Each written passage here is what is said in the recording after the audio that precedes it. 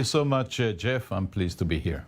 Can you please just talk a little bit more about your personal relationship with Ron Arad when you were a little bit younger, going up through the ranks, and also what the news of this week about all of these developments from the Mossad to get answers? What does that mean for you? First of all, let me say that my father always told me that a small country is like a big family. I think it explains the ethos that you just spoke about, and it explains why it matters for us to know what happened to Ron. He is part of a family, which is a little country. I met Ron in 1976 when both of us were drafted to military service. We joined the Air Force, and for about a year, we served together in the flight course, in training.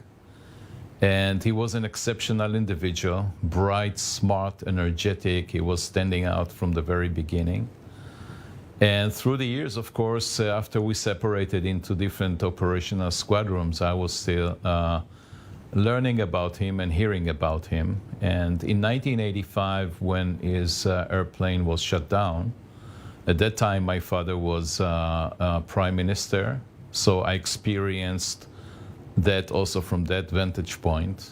But I was serving in another squadron, which is an attack helicopter squadron, which actually two helicopters from our squadron were doing the rescue operation. They managed to get the pilot out, but Ron, unfortunately, was not reachable at that point in time.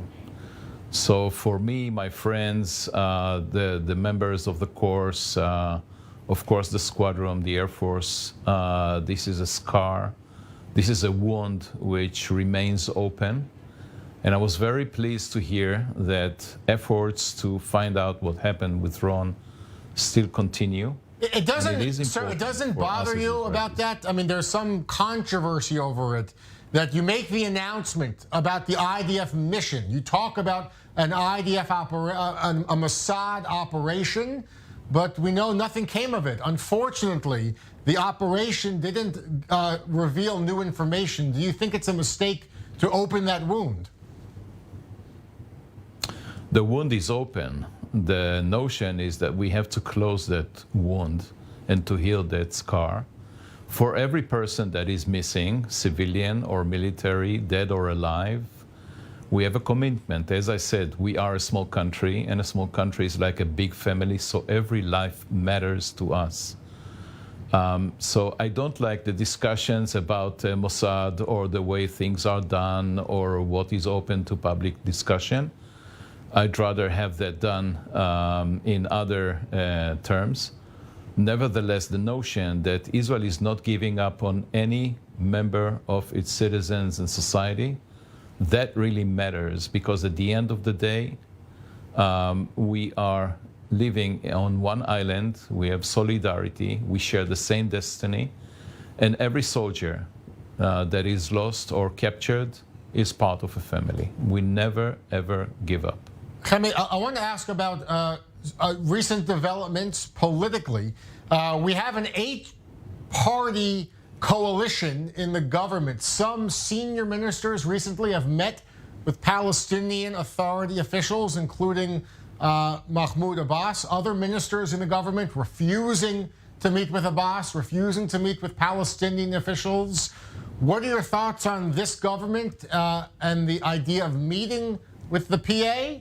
And the prospects of peace? What would your father say, and as you reflect on his legacy? I cannot say what my father would say. I never have the authority to speak on his behalf, and now he's not with us. But I knew his way of thinking. And so first, let me say that this government is a harmony of contradiction, but the fact that they were able to come together and serve their people and discuss every subject and make an effort to be together, that by itself is very encouraging.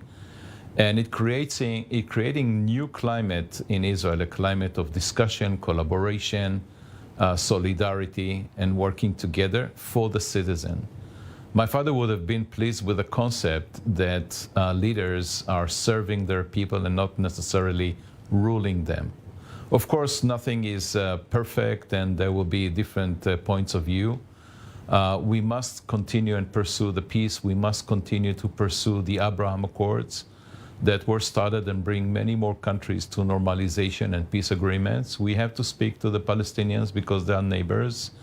And at the end of the day, without taking care into the matter, the political side of each one of us, you mentioned Jews and Arabs are going to live together. You mentioned the Abraham Accords. There's now a generation of Israelis growing up now with new peace deals with new Arab states.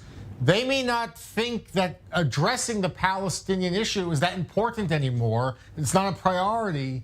What do you say to them?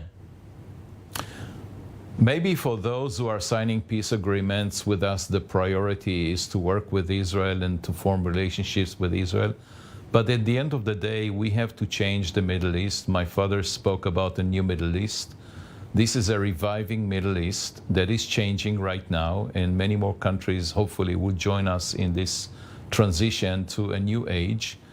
I believe that we have to continue and cultivate the Abraham Accords and add more countries, but at the same time, we have to talk about the Palestinians. One is not coming on the account of the other. At the end of the day, all the countries in the Middle East ought to live in peace. They ought to have, and they deserve a better future for everyone. There are millions of young people without jobs, without future, without hope.